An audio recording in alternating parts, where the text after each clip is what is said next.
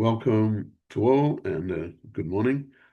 So we're going to speak about the Parsha Mikaitz, and within the Parsha there's some interesting verses which talk about visions and ideas of the leaders versus the people involved, and we're going to tie that back to Chanukah in some sort of way.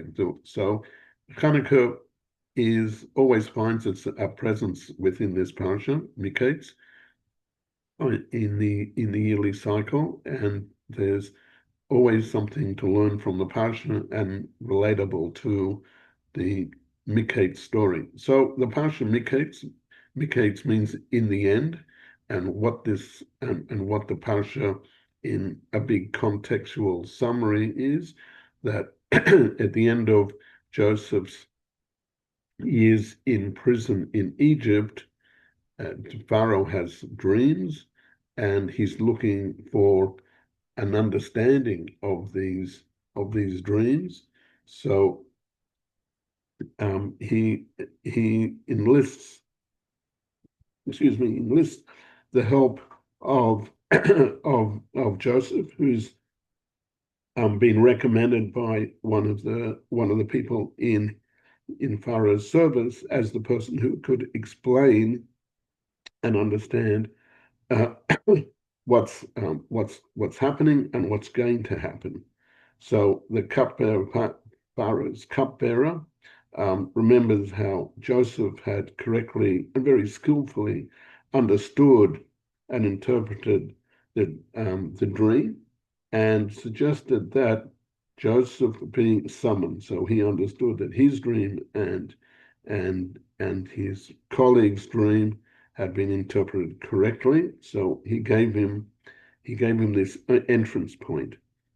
The Pharaoh dreams the two dreams of which Joseph interprets as a period of plenty and then a period of famine, and and telling Pharaoh that means that he needs to prepare for these circumstances, and that this and the land needs to be the country needs to be organized to the point of that in the years of plenty, there needs to be a stockpile put together, and awareness that of the impending years of famine that are going to be present that are going to be affected after the years of plenty. So impressed by Joseph's wisdom, Pharaoh appoints him as the viceroy in order to supervise and implement this suggested plan. And what happens is that within the 7 years, there's abundant yields of produce. Lots of food is stored away when the famine strikes. It unfortunately strikes the land of Canaan, the land of Israel, and where Jacob is living. So Jacob sends Joseph's brothers to Egypt to purchase grain for themselves from the storehouses, which is organized by Joseph.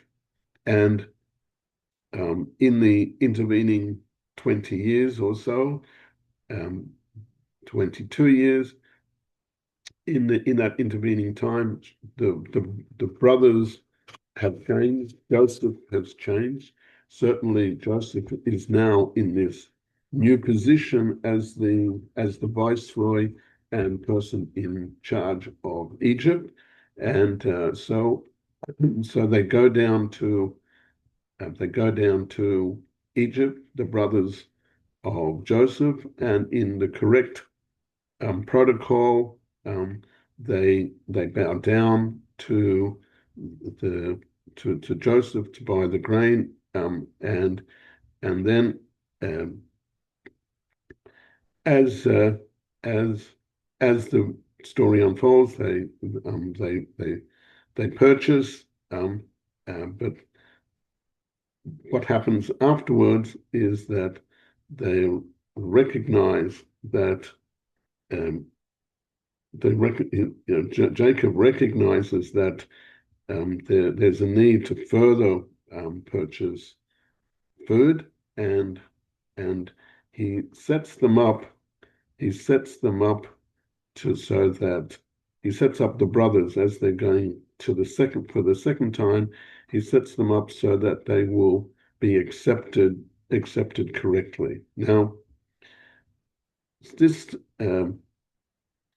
this time uh, uh, on their way, they've been instructed that the youngest son of Jacob, Benjamin, has to go with them. Now, Jacob is full of trepidation in relationship to this. The brothers say that we need to make him come along, but the but Jacob is he's got a lot of trepidation about what's about to happen. So in the verses uh, 43 to around verse 14, we read that the famine now became very severe, and once they had finished eating whatever produce they had brought back, so that's a discussion in Bereshit 43, 1 and 2 and 3. They say we have to go down again. We have to have the proper conditions that went down. The master, who was Joseph, acting as the prime minister, said, "I want to see the full family," and they're forced to bring um, uh, their youngest brother down. So in verse 43:12, so Jacob recommends and tells them, so you need to take a double portion of the previous amounts of money with you, and also bring your original monies, and maybe there'll be some sort of actions going in.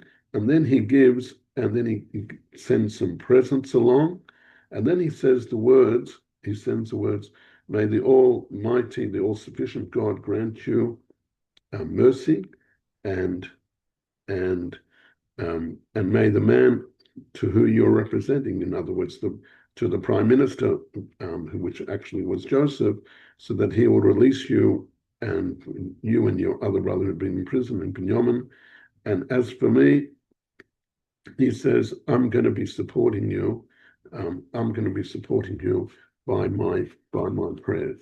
Okay, so that's the verse 43, 14.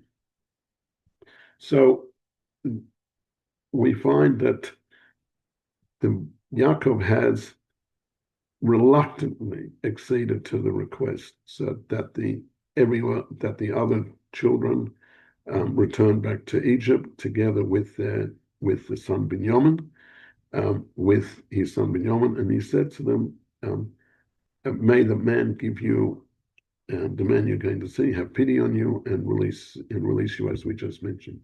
So we see that the brothers who had actually been part of going there and forth, who saw firsthand what was happening, they were reasonably confident that they're going to succeed. Yaakov, he had a trepidation and a fear of what was going to happen. It was much greater than his grown adult children.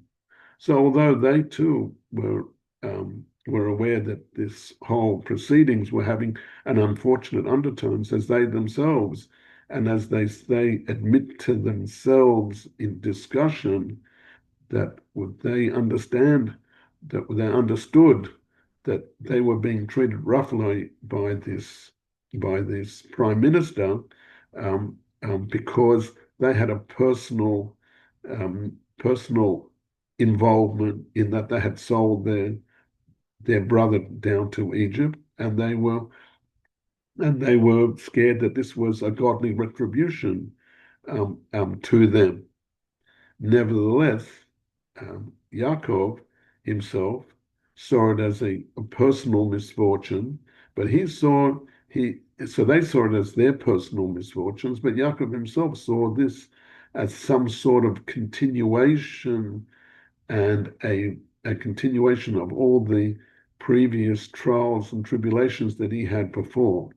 And if, in fact, and more importantly, he viewed it with a spiritual vision and insight that this whole affair was part of the the future tragedy that the Jewish people will have, that his children and his seed will have, as was the tradition by their forefathers, that there would be some sort of exile in Egypt, and and and and he foresaw and he saw with nervousness that this whole event was was part of a, a whole long cycle for the Jewish people, and for this reason, Jacob, Yaakov, and his children view this whole event of what was happening and what was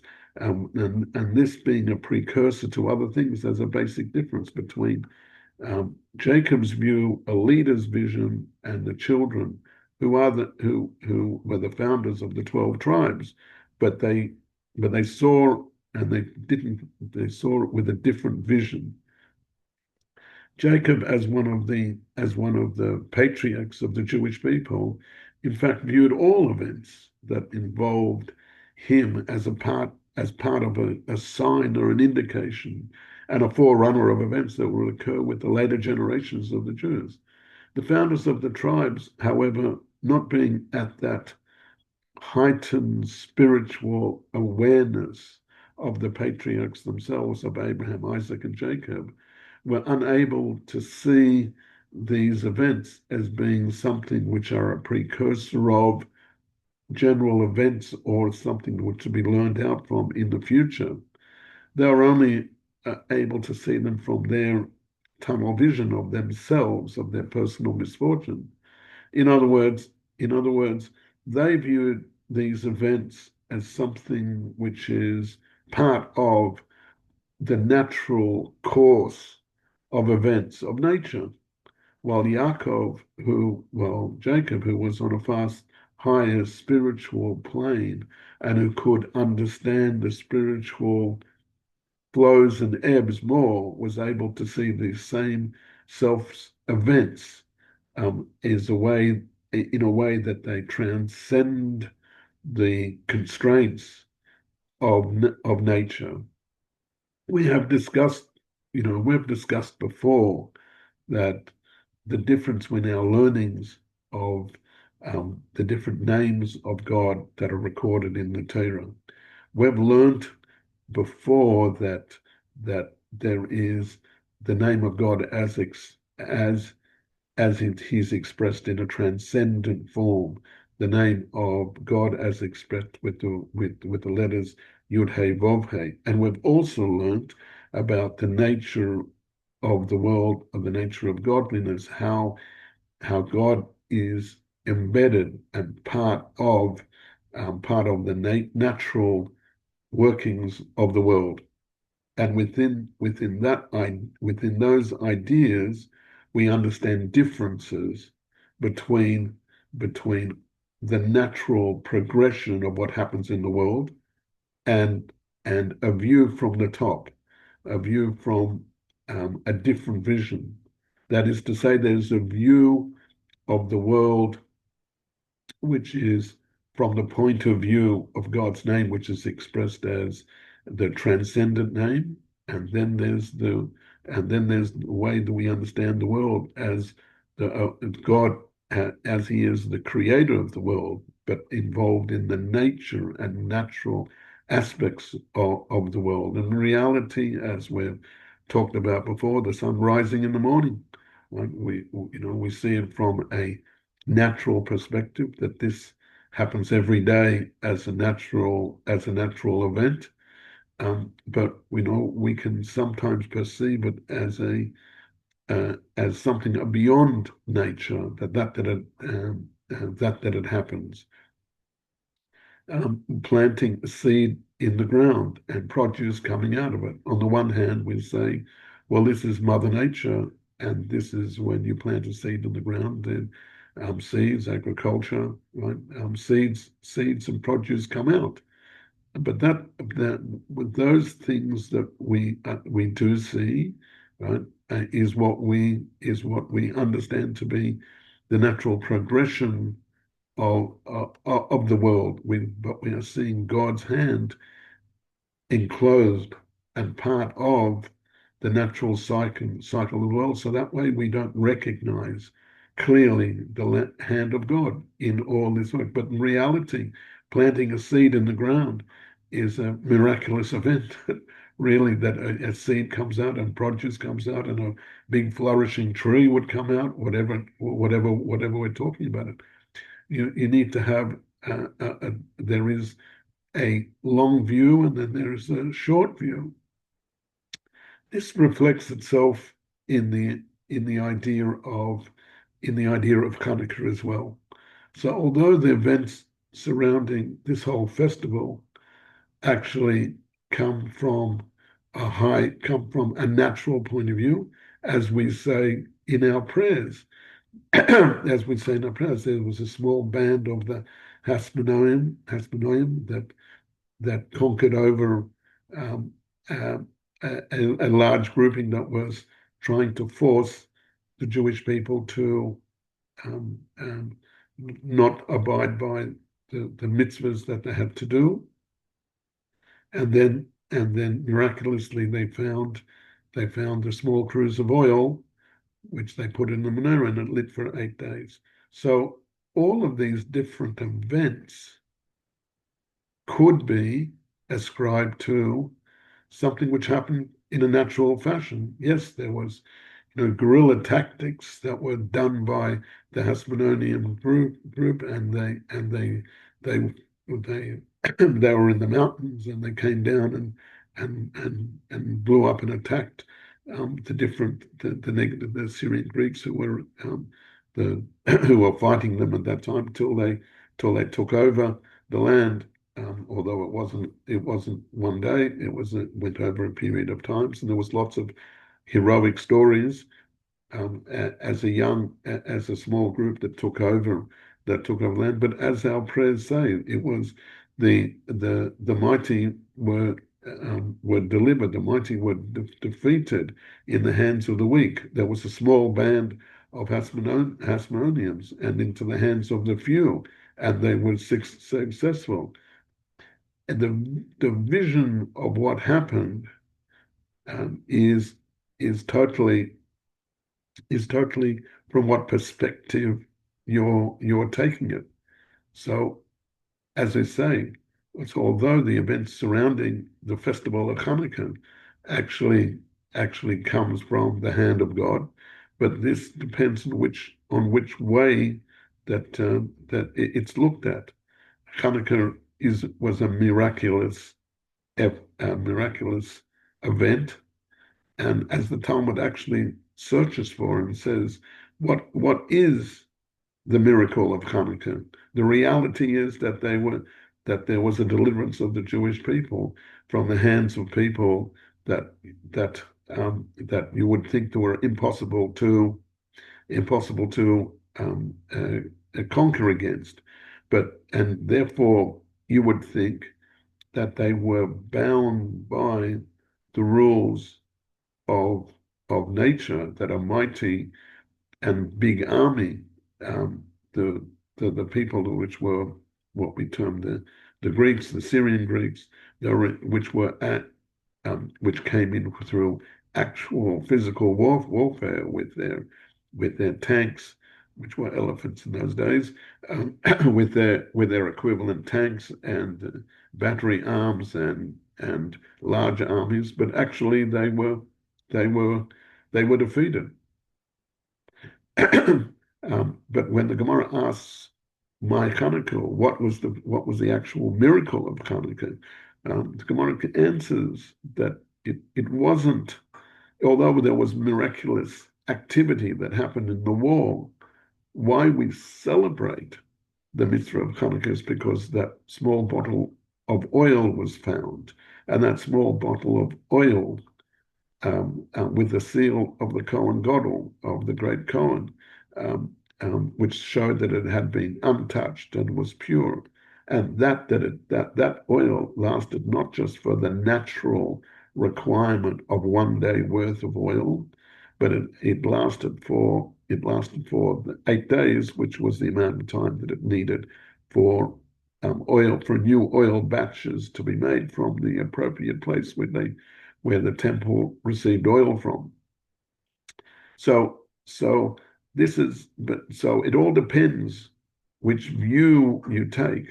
The Talmud is taking that long view of saying there was miracles, but it's actually the oil which was the real miracle which turned up. And and and this distinction between the short view, that is the view that there were physical armies and physical war being waged, and this was a part of a physical revolution against the Syrian Greeks who had now taken over the Jewish nation. They had and they had conquered. So even though there was this physical fighting that was taking on, and there was miracles which happened in the war, but the Talmud, with the longer view, points out that the miracle which was not bounded by nature, which reflects the name of God, not how he is expressed in the natural areas of the world where the sun shines every day, and when you plant a seed, it'll automatically grow. But the miracle really that we are celebrating is that miracle of oil, the miracle that the cruse of oil, that the neshama of the Jew, the spiritual aspects will always be in existence and be the one which conquers out. So going back to our parsha, the brothers, the brothers had gone down to Egypt, talking to Joseph, purchasing the food, had this short vision, while Yaakov has this long-term vision, and that's his trepidation. What was his actual trepidation? So his trepidation is more along the lines of that, as we were reading the verses previously, that he had done what needed to be done according to nature. He had set up the brothers going back to Egypt, and he gave them money to purchase food. He gave them extra money just in case that there would be a claim. Excuse me, a claim against more monies, or have the price changed. He also sent presents, special foods from Israel to the viceroy as an appeasement present. And then he says, well, I've done everything according to nature that's required. And there's only one thing missing that I haven't done, Rashi says to us. And what's this one missing that I'm missing is that I'm sending you my prayers. Jacob is taking that long-term vision, and he is saying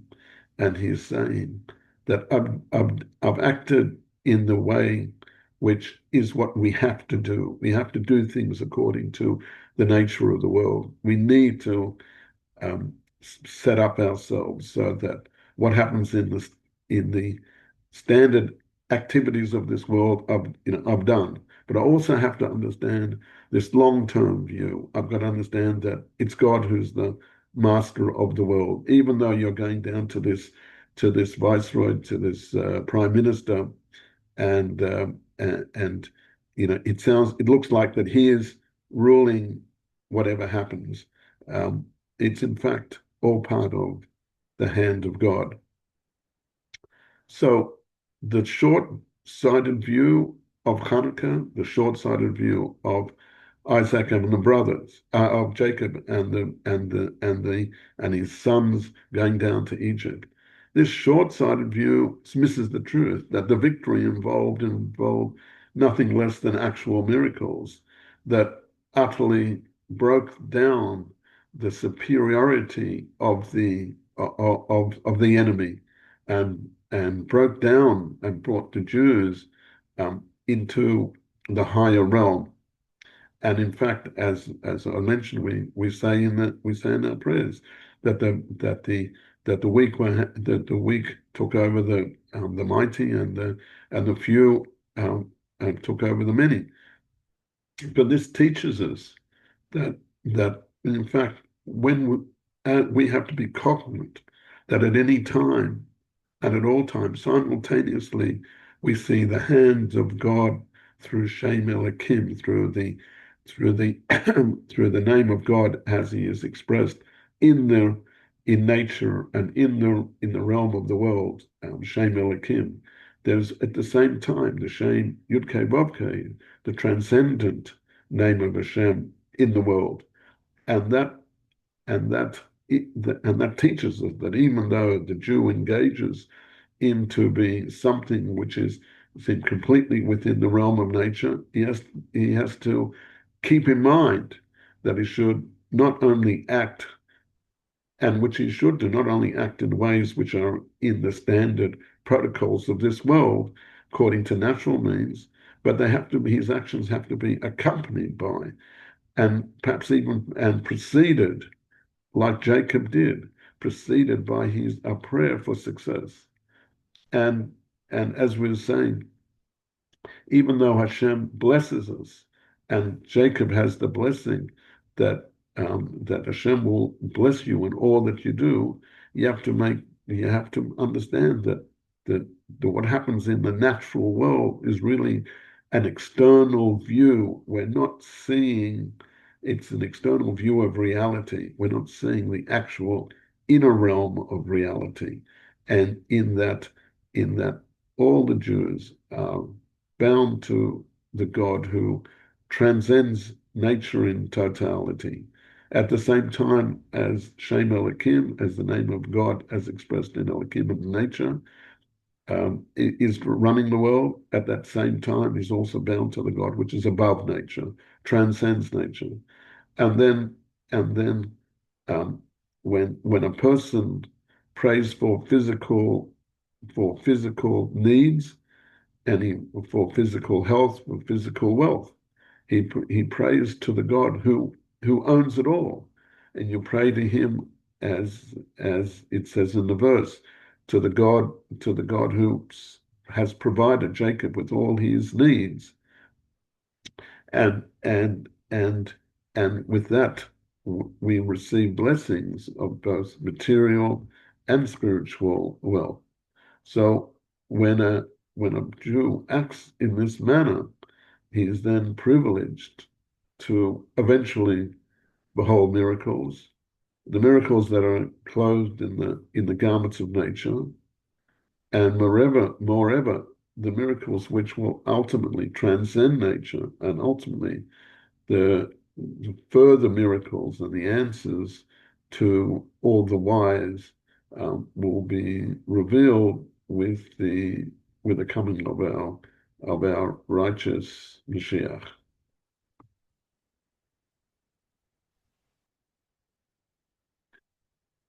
So Jacob initially has all this trepidation because he has this long-term vision and promises from God about what's going to happen in the future.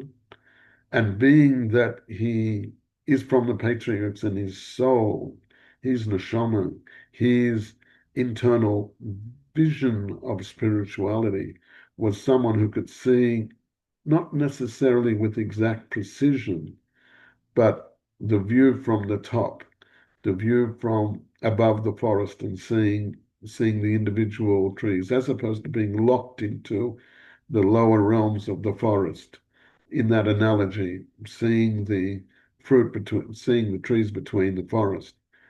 the brothers themselves, because they're the next generation, were of a lesser caliber spiritually, so they couldn't see that vision of the future. They could be told about it, but they didn't see it themselves. While our our forefathers, Abraham, Isaac, and Jacob, who had communications directly from God, were given this spiritual insight to see. And because whoever the spiritual giant that we have doesn't always see every single detail, or Hashem doesn't share with him every single detail of what happened, as is part of the whole story of Jacob and his sons. He Hashem, God didn't share with him that his son Joseph, his lost son, was in Egypt and became the viceroy. He didn't see that. He didn't know that detail. He knew that there was something positive in Egypt, and he knew that sending the sons there to buy grain was, as was hinted by our sages, was a positive thing and a step forward, meaning that going down to Egypt and what was going to come out of it eventually, as we'll learn in the continuation of the narrative of Bereshit, that this is how the Jewish nation gets enslaved into the hands of the nation Egypt. But eventually but yet Jacob knows, and he's given the promise, as was Abraham, Isaac, and Jacob, that your children will be taken out from this bondage and be taken to the land of Israel, without knowing the certainty of it. But our forefathers had this vision and the spiritual vision of the long view, and this is reflected in the idea that our sages are given insight via the name of the Lord, which is, as I spelled, Yud-Kei Vav-Kei, which is a transcendent aspects of Hashem, the idea of seeing everything that happens within the train and the flow of Jewish history, and therefore the promise that Joseph gives when he passes away is that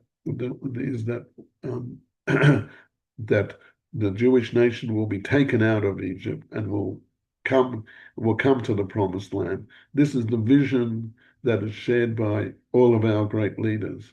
In this particular case, all the tragedies which happened to the Jewish nation as they were exiled in Egypt, the brothers couldn't see and couldn't appreciate, but they knew that this was the path forward. They could see the natural paths. So in the miracle of Chanukah, we actually respond in two different ways. We respond with the lights of Chanukah, representing the spiritual light, the value of the name of Yud-Kei Vav-Kei, talking about the miracle of the lighting of Chanukah and spreading light over all the nations and all time, as well as we talk about the miracles, the physical miracles which happen, with the physical miracles of the engagement with the physical enemy, and the individual miracles which happened, which happened to all the individual people, and their individual miracles, which is part of their interplay between everybody's personal destiny and how things are run, between nature and the transcendent God. And we are not privy to understanding ordinary people, ordinary Jews who have their spiritual energies enclosed by their physical entity, as in using the lexicon of Chassidus, the nefesh elokis, the spiritual soul, is is covered over by the animal soul, by the physical of the world being enclosed in a physical body. We're not privy to the understandings of why a miracle happens to one and why one person is spared the tragedies which have unfolded to our people recently and in past. The tragedies which has happened in my own city, in the Bondi, Sydney, in Bondi, and the different miracles which have happened to the individuals that I've talked to and heard from them, and then unfortunate happenings which have happened to the people who weren't spared. October 7 and the aftermath of that. There's so many individual miracles which happened, and we're not privy to understanding why one person is saved and the other person is unfortunately in some sort of way harmed to the ultimate of their deaths. We're not privy to that understanding, but this is the interplay, but in the Kabbalistic sense, the interplay between Shem Yud-Heh Vav-Heh, how we learned about the transcendent God, and the interplay between Shem Elohim, between the name of Hashem. But what we do know is that when a Jew acts in the manner so that he's privileged to actually behold a miracle that are enclosed in the clothes of nature, which is what happened, or the tragedies that I mentioned before, but it happens in their own lives. A person sees and knows that he's connected. Every Jew has to know that he's connected to the God above and the miracles that utterly transcend nature. And ultimately, all of those miracles will be seen and understood in its time.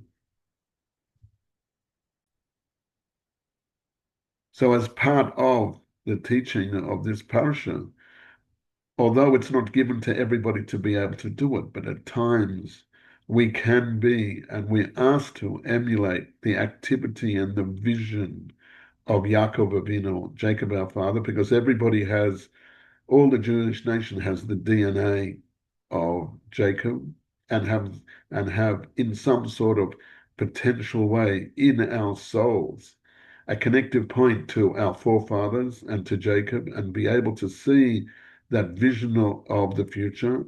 And in fact, we are told that at the time of lighting of the Chanuka menorah, we look at the lights of Chanukah and we meditate on the lights of Chanukah and understand that the light of the neshama can shine brightly, can overcome all those negativities in the world, and we can be, and we have to be, part of that candle experience where we're shining light, and where even one candle can shine and push away a lot of darkness. How much more so 2 candles, 3 candles, to the point of going 7 candles, and then we do one more, 8th candle, because 8 represents, as discussed in the beautiful articles about Chanukah, number 8 expresses the idea of one beyond nature, something beyond nature. 7 days of the week, 6 days you shall work, even you have Shabbos, that's the standard week. That's how a person, the Jewish person, every single person is embedded in the realm of nature and is part of Shem Elohim. But then at times God opens up our eyes and we see the miracles, like the miracle of Chanukah, and our sages tell us that the miracles, yes, they were in a natural way and it happened in a natural vision, but you have to see deeper, and you have to see the light, and the light of the Chanukah, of the small cruse of oil, that lasts for not just 7 days nature, but 1 plus, the 8th day. And that 8th day represents how God expresses himself in this transcendent way and shines light on the Jewish people and the Jewish nation. And as a concluding blessing, we should all we should all see and be able to experience the light of Chanukah and be able to see that ultimate light which will come with the coming of Mashiach Tzidkenu. Thank you.